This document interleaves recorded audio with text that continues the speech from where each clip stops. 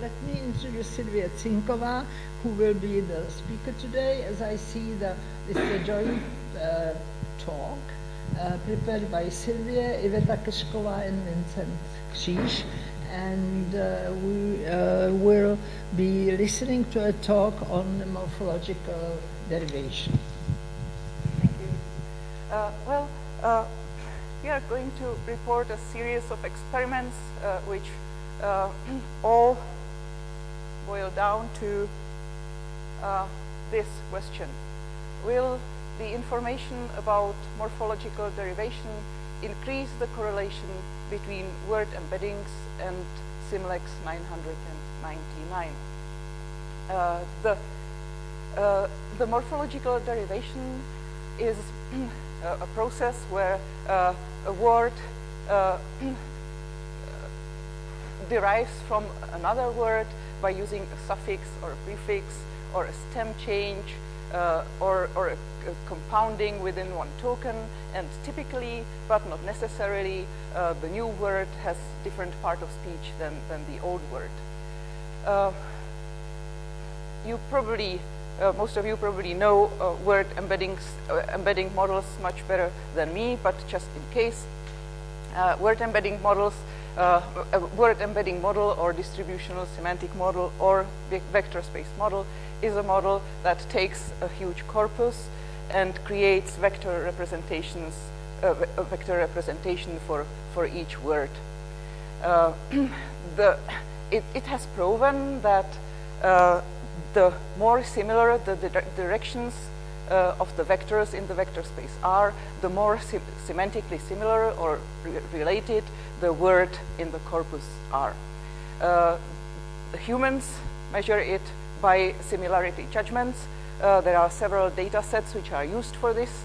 I have chosen the CELEX 999, which is 999 word pairs which were given to a large group of people, and the people were to scale them from 0 to 10, how similar they thought the words were to each other, and then the numbers were averaged, and this is the so-called, so to say, human decision on how similar the two words in the pair are. Vectors, the vector similarity is usually measured as cosine similarity. Cosine similarity is the size of the angle the vectors make with each other. The vector space models are based on the distributional hypothesis by Zellig S. Harris, who formulated his distributional hypothesis in the 50s. And what is perhaps interesting for you, it was not a syntactic theory, but originally it was a theory of discourse. He assumed that the distributional similarity of words has to do with reflects their semantic similarity, and the distribution for him was context. 50 years later, this idea was implemented in the word embeddings, where the words are vectors in the vector space. A corpus would look like this, and this would be the similarity, cosine similarities of the words. When we look into such a model in a very simplified way, we can see, there's one interesting, one very important thing about it. The model counts with target versus context words.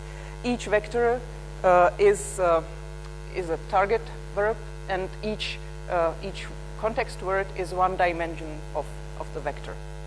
If we had a corpus like this with only 3 adjectives and 8 nouns, which come in different frequencies in the corpus, then we would ask whether the vector for white and red and hot, how similar they are to each other according to their dimensions. And we would promptly see that white and red are more similar to each other than red is to hot or white is to hot, because they most frequently co-locate with flag, hair and skirt, and they have some weak associations with rose and tea, but absolutely no association to news. So this is possibly how this would work. It's, however, it is a matter of inquiry what the context actually is. The first models worked with bag of words, which was a span of words to the left and span to the right. But Zellig Harris thought of it in more complicated linguistic terms.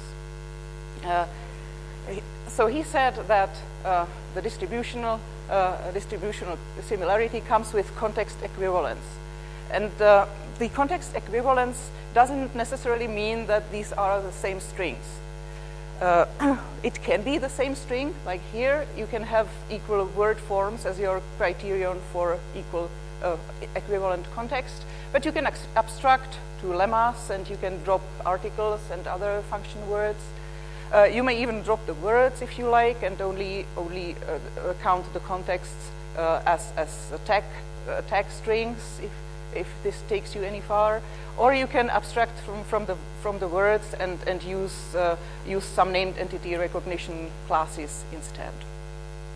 If we take this even one step farther, we can think of contexts in the terms of dependency subtrees.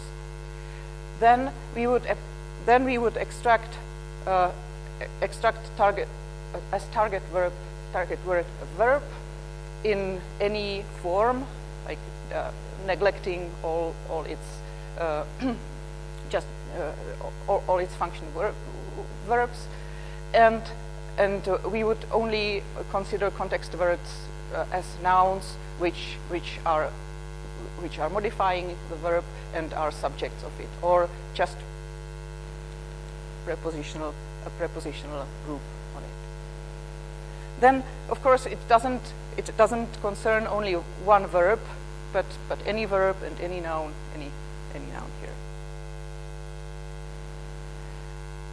And even one step farther, and this is actually this should be the contribution of my talk. Is Zellig Harris's theory of transformation. Everybody cites Zellig Harris for the distributional hypothesis, but at the same time, and actually as a counterpart of it, or support part of it, he formulated his theory of transformations. And the theory of transformations is actually, it accounts for what is context. How can different strings be made equivalent contexts if there's a reason for it? He said, he thought that we can describe language in terms of transformations, and there are indeed many potential many transformations we daily use, like we can convert a statement to a question, we can make a relative clause of a main clause, both directions, we can paraphrase X because Y, by Y, therefore X, we have the active-passive transformation, we can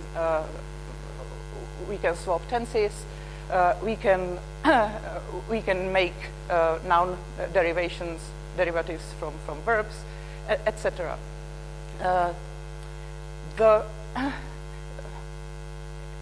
He said the transformations consist of transforms, which are the sides of the realizations of the transformation, and a transformation rule for each such a pair. And unlike Chomsky, Zellig Harris had been very interested in the lexical population of the sentence elements all the time, not just in the grammar. And he saw transformation as something that is not based on the absolute contents. That means not only to say John beats Peter, Peter was bet by John, but he was sort of considering all of possible words which could fill the slots. And the more the slots across the transforms were similarly lexically populated, the better transformation, the more powerful transformation the transforms were forming. So this is his quotation. The transformations are based not on the absolute contents, but on the similarity between the sets of different constructions, which means bags of words. And we can accept graded decisions. So there are more powerful transformations and less powerful transformations. And that is the essential about the attitude of Harris. If I had been inventing this theory, I would probably have started from a sentence and then tried to make any possible transformations I could come across. And they then say, oh, this is how I describe language. But his approach was quite different. He was looking at language as such, and then he was looking for common denominators of text chunks he was already seeing. And then he had the two criteria. The two text chunks are transforms of each other if they share a transformation rule. This is binary. And whether their corresponding constituents are lexically similar. And this is scalable, more or less. At his time in 1950s, Harris could only use introspection and speaker service. But today we can use large corpora. Just to exemplify a transformation better, let's have one obvious transformation pair like an active and passive sentence. Zellig Harris would have seen all active sentences with a transitive verb and all passive sentences with the agent dropped. And then he would look at this node in the active sentences and make a list of words and make a list of words of this and compare them to this and this list of words. And the more similar these lists would be, the more powerful this transformation would be. What is this good for? Well, it helps could help the current implementations of distributional hypothesis to densify the data. We would find regularities in repetitive patterns. We would uncover new equivalent contexts. For something that we have little evidence for, we would derive from the other realization, from the other transforms what we need. And we also would make the really frequent equivalent contexts stand out even more. Just more data. Tendencies would become clearer. If we imagine it in implementation, we could take an obviously powerful transformation rule. This is the active-passive. We have an active verb and a passive verb, and we have two nouns. The subject in the first one becomes dropped or an oblique case introduced by in the second, and the second one, the object would become the actual subject of the passive sentence. And then we would have sentences about Peter and John, or about anything doing anything to something else, and we would extract for the vector space model, we would extract the information. Like, this would be my target verb beat, then the relation of the second of the context word. So I would have beat in the context of John, which is its object. And here I would have again beat with Peter, and this would be subject. Of course, this sentence would yield us the same things because we neglect the exact form of beat. But in the passive case, we would in the passive voice we have two options: either just to stick with what we harvest from the tree bank, something like subject of passive John and prepositional phrase Peter, or we could go back to the first transform and say, oh, it's like let's pretend it is an active sentence. Then I again have beat John with object and Peter with subject. And what about if we have the actor dropped? Well, then we can at least say that it's NA, that it's not applicable, which again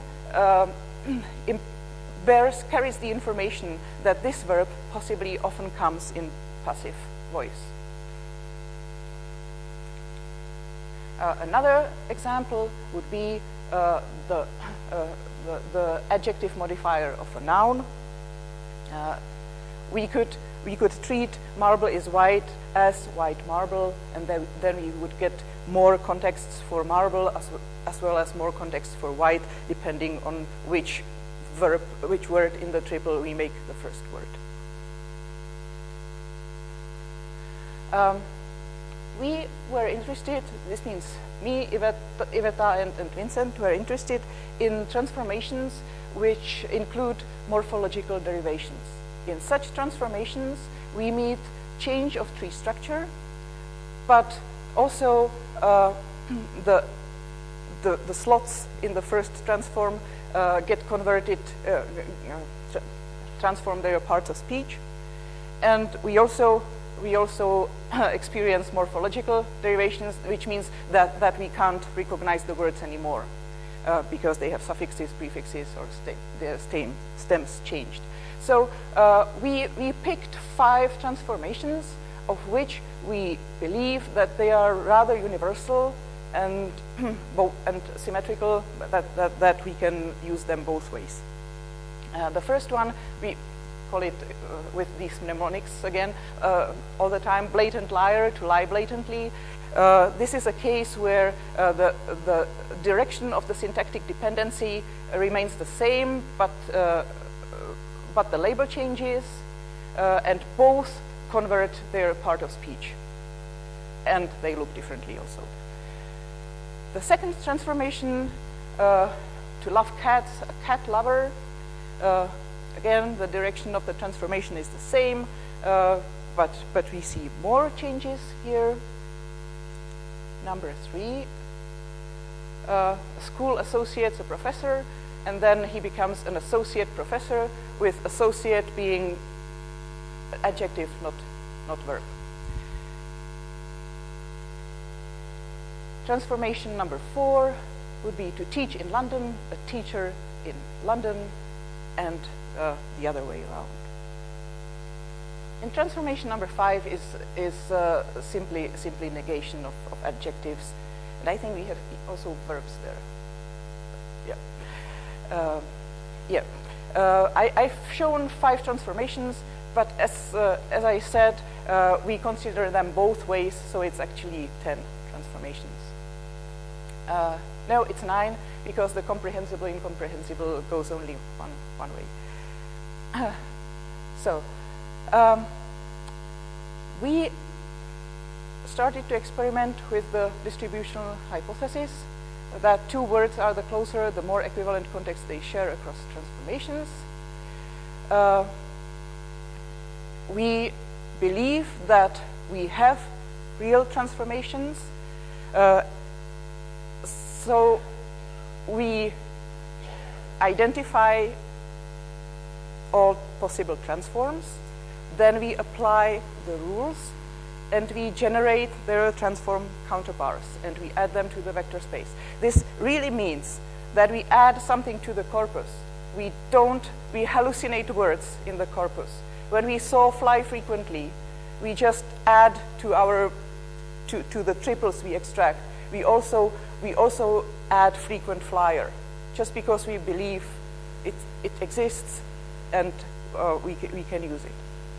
So it's not about new relations within the data. It's really about new data coming in. This is how it works. We see a sentence like Anne travels to London. We check whether we find something that we could match on one of our 5 transformations. And we see travel to London. We extract it, obviously, but then when it matches a transformation, then we create the other part of it, the other transform, a London traveler, and we add it to the data.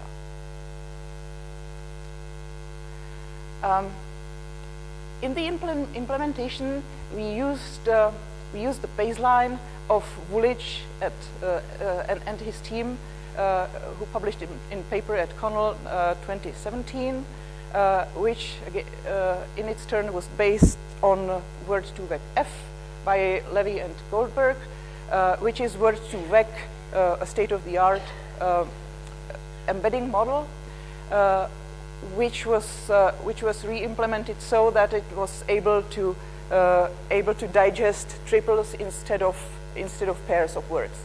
With bag of words, you would only have to feed the word2vec the context word and the target word and the context word, and this re-implementation allows the syntactic relation to be in between them, like John and subject Peter. The paper of Vulic at Alia is called Automatic Selection of Context Configurations for Improved Class-Specific Word Representations, and they showed that that each part of speech requires different set of syntactic relations to improve the performance of the vector space model. They experimented with the English polyglot Wikipedia data, which they parsed with universal dependencies. And then they wrote an algorithm which was finding the best combinations of relation for each part of speech, specifically for nouns, verbs, and adjectives. And they evaluated the performance of the vector space model on CELEX 999 by measuring the correlation between the cosine similarities of the vectors, of the words which were included in CELEX, and the judgments of humans on similarity of these words. So we took Vulic's algorithm, only we had to reparse the data because we thought we would need lemmatization, and lemmatization was not available in his. So we reparsed the data with UDPipe. We used the first version of universal dependencies to keep it as similar to Vulic's data as possible, but we added the lemmatization.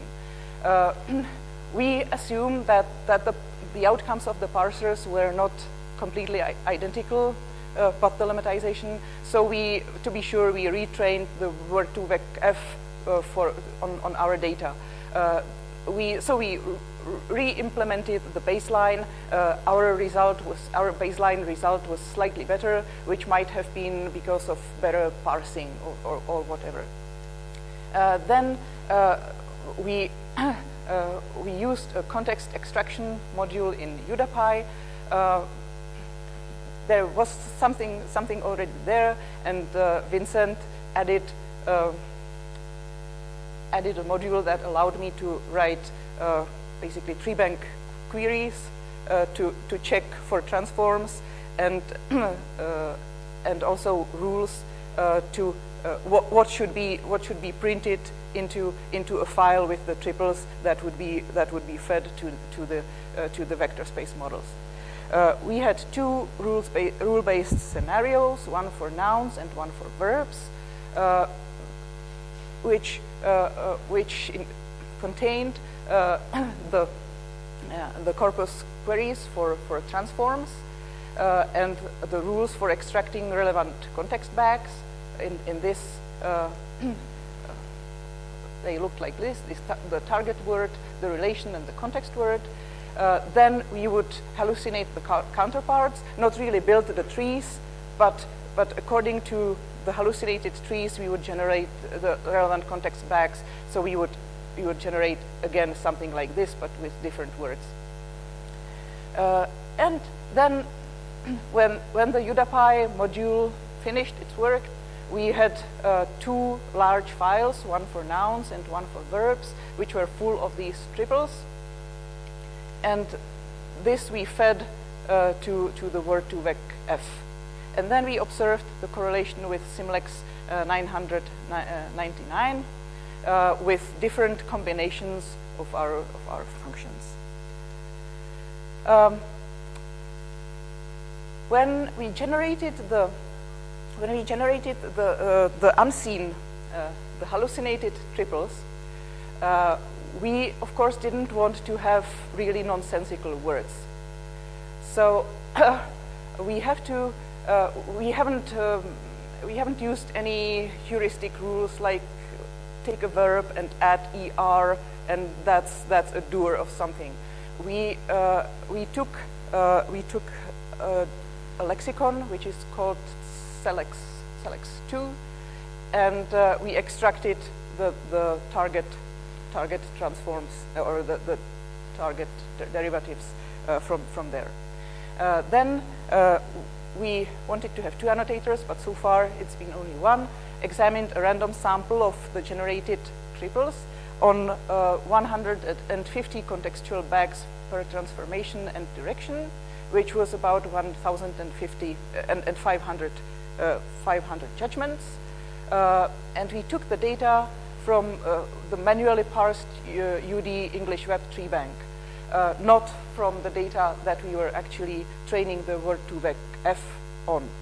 The reason was that this data is manually parsed, and we wanted for the first to see whether the extraction rules really do what we believe that they are doing, that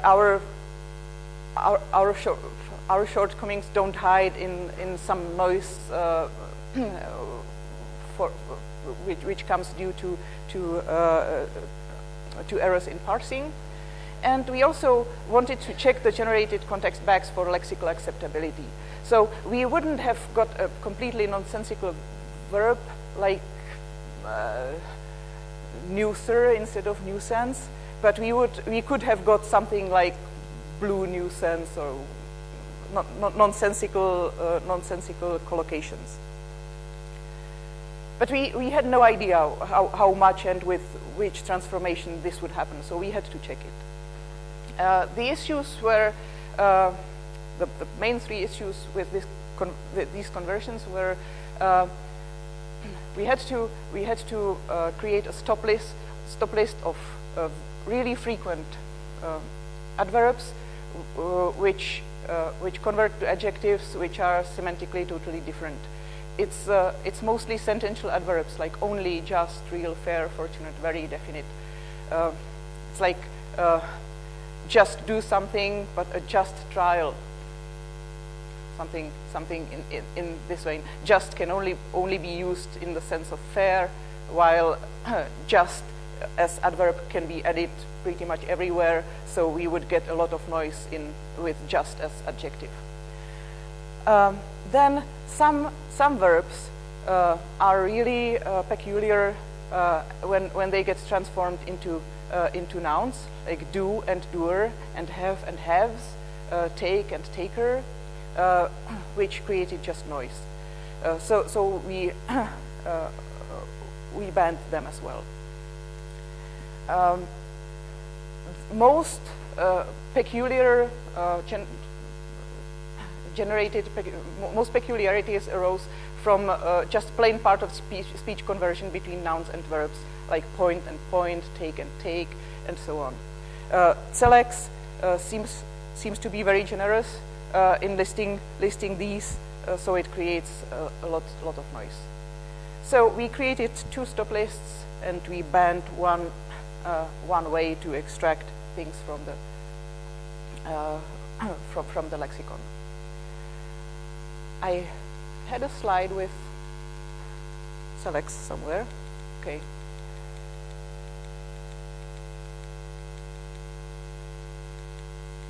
I'm sorry. There was a slide how to extract things from CELEX.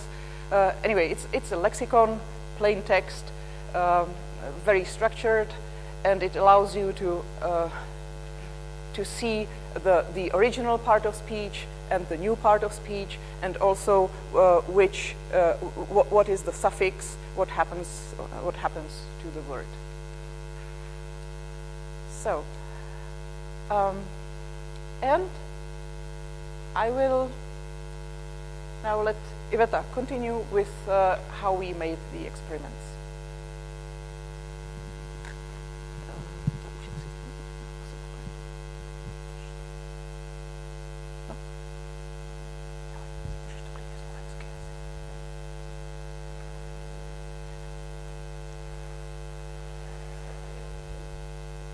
Asi nevím, jestli to bude. Teraz?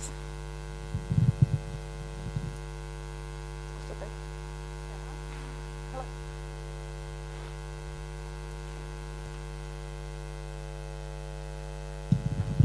Tohle to jsme zkoušeli. Bacha.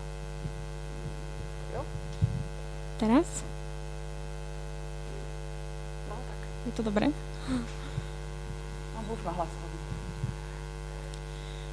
We launched several experiments.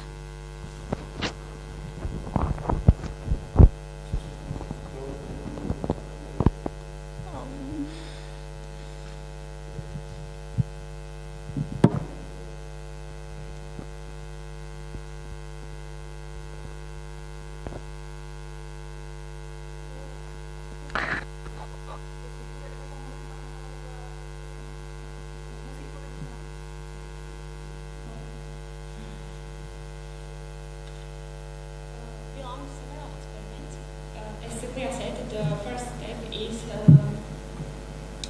that we extract our context webs from our dataset using UDAPI.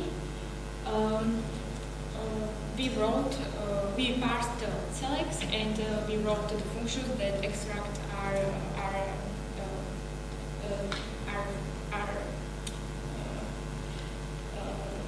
derivational context of vecs. And these functions have two parameters. One is their hallucinate, and this parameter decides if we like the same name, like any verbs one line a, or we put to our selected extracted context hallucinate back. That is, for example, for n verbs one line at the mode. Second parameter is which type of morphological derivation we want to have in our context text, and due to Sylvia interesting evaluation, we decide to use only neg prefixation and suffixation. And also due to Sylvia's interesting evaluation, we decide to have following stop list. Since our dataset is really large, we decide to extract it context for experiment with parameters there and neg prefix suffix, and also hallucinate neg prefix suffix for both verbs and nouns. We also extracted baseline context that used Vulic in his work, and for verbs it's preposition at the and we can say also for nouns.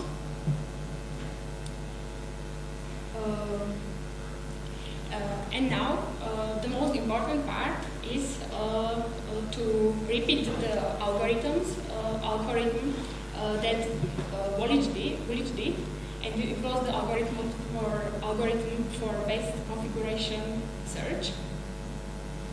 But due to really huge size of data, it's still running, so we have only some partial results.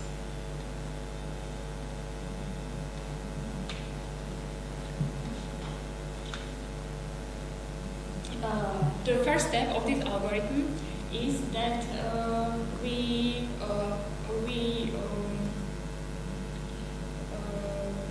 calculate the correlation for only individual vecs. And here we can see the result for verbs with parameter there.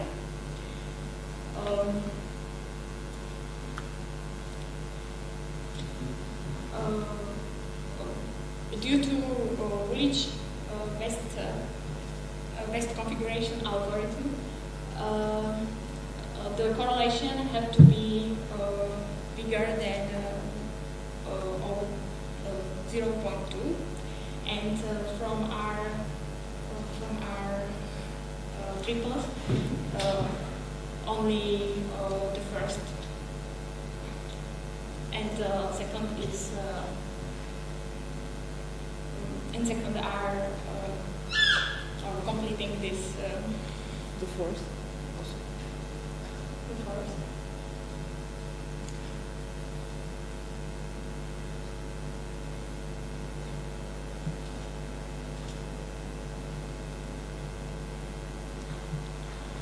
We did the same for the parameter how,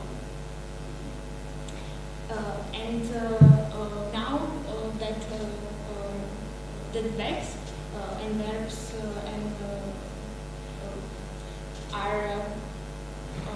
are in hallucinated state, and we can see that our hallucinate context are a little bit confusing for to make it.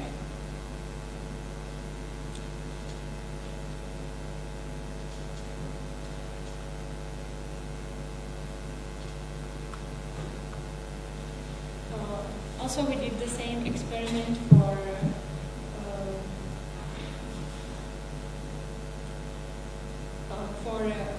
nouns, also with parameter there and parameter how, and it's quite interesting thing that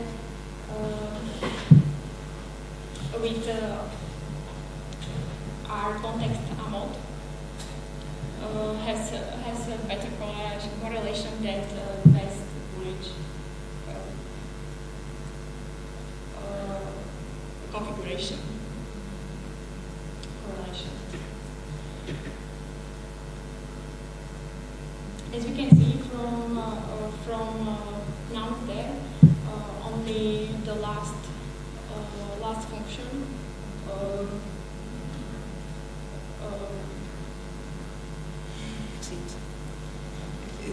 is higher than 0.2.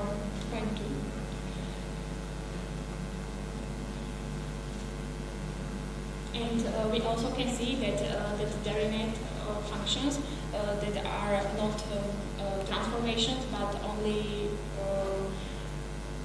words that we only triples that we add if we find that there were some derived word in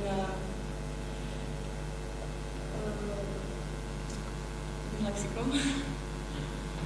And we can see that for nouns, we don't know for the reason, are worse than for verbs.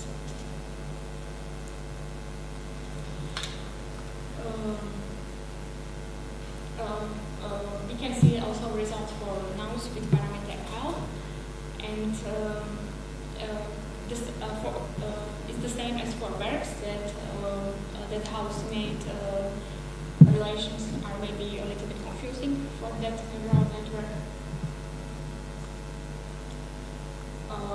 So maybe it's better to use that parameter.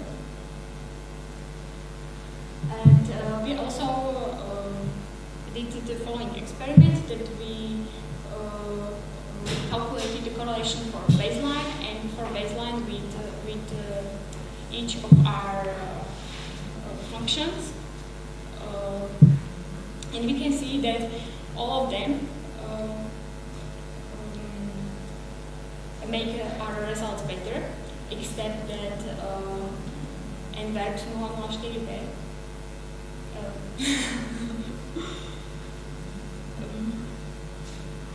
and it's quite interesting because that Vec had really good correlation on its own. And we also did the same for nouns, and we can see the same result, that it also helped to improve baseline results, and the best is Vec and nouns 0.05, and this this Baayen is really good correlation on its own. And that's all. Okay. Then we should probably add or make more clear the names of the relations der and hal, the parameters. This is in fact pretty important. We had for nouns and for verbs, for each of them, we had two files to train word2vec on. One was the der was in der the generated triples had a relation which was called der something. So we could identify the hallucinated ones. In the hallucinated file, we gave them just the regular syntactic relations they would have in the tree if such a tree existed, and in there we couldn't tell anymore what we really saw in the what we really had seen in the corpus and what was just generated. Yeah. So this is it. Now Vincent is running an algorithm which is establishing the ideal configuration of these of the functions to use to correlate with the CELEX as well as possible. But unfortunately, the algorithms broke down several times, so we didn't make it to this day, and we cannot report the final results. Anyway, as you saw from Iveta's preliminary results from last night, we see that each almost every function contributes something, and it's still we can still be hoping that it was worthwhile. Also, to the hallucinated and der triples, we added just the information from the lexicon. Every time we saw a word that matched a transformation, we fed word2vec the information about its derivational relations in the lexicon. So when it saw fly, then it got extractions from the lexicon, like flyer, noun from it would be flyer, noun from it would be flying, etc., etc. And we are still awaiting the results whether this information helped cases like frequent flyer and fly frequently, where the word2vec has no clue that fly and flyer have something to do with each other, or not. So that was all. Thank you for your attention, and we'll be happy for questions, feedback, and inspiration.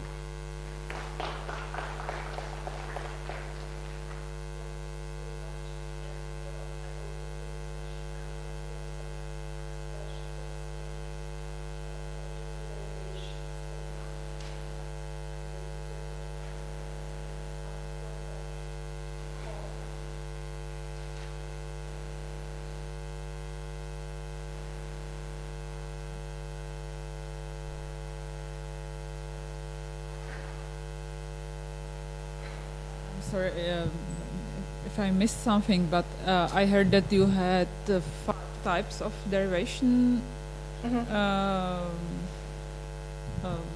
or 10 or 9, as you said. But how many words you analyze for each type?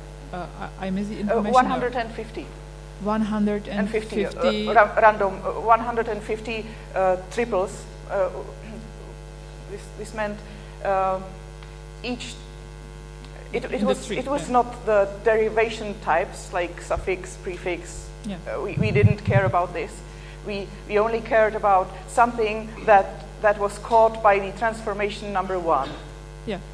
And generated this. So 150 random examples of these. For each type of for each derivation. Type. For each type and for each direction. So for fly, we would get, for fly frequently, we would get the generated one frequent flyer and 149 random like these. And for something like ardent singer, or sing ardently, you would have found 150 ardent singers. There was no frequency aspect that you wanted to choose some top frequent. It was really random from a corpus. we wanted to know what the distribution looks like. Whether there are a few that cover a lot, or whether they are very heterogeneous. I was wondering about the examples do or so. My question these were real few. Actually, my annotation went like this. I had a scale from 1 to 5, and I rated the results as I liked them. 1 was totally perfect, and 5 was totally nonsensical, and then there was something like, well, clumsy, the whole sentence could not be paraphrased easily by this, but it's still understandable, something along those lines. And then I rated everything, and then I was looking at the 5s and at the 1s, and the 5s were very homogeneous. Then it came out that these were the stop listed ones. These were only a few, but met many times. Thank you. Another question? Yeah. Can I have one more? You did it for English material because of Harris makes the analysis for English, and do you plan to extend it to other languages? Do you expect some typological differences? We were thinking about it. Actually, this English work is part of Iveta's annual project, okay. and she plans to extend it to Czech for her bachelor thesis. Okay. And this we hope that this would yield an interesting comparison of a language that is languages which are typologically so different. But also the CELEX and Derinet are built differently. So this is another aspect that we have to take into account. Thank you.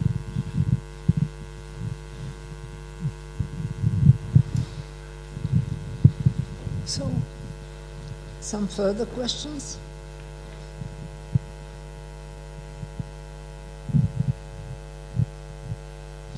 I have one very minor question. In one of the slides in the first part of your talk, with the travel to London and traveler. London traveler. London travel, but I didn't see the part of speech there. So you may have also travel as a noun, and would it travel to London would be noun, and there would be no subject? We would, in our corpus query, we would have determined that it had to be tagged as a verb. Mm-hmm. So we wouldn't have caught any nouns like this. So if there are no questions, I have one very naive question. Concerns application. So what are the final aim of the project, for instance? We did well. Is we it the do it out of typological? curiosity whether the human mental representation of words, which certainly contains the morpho-derivational relations, whether it adds up to the performance of a word embedding model, whatever you want to use the word embedding model for. Just the curiosity is about whether this is true or not. Okay. So, if there are no further questions, then may I thank you and the other co-author, and I would like to invite you to next week's afternoon session, which will be cross-lingual information retrieval. So thank you again.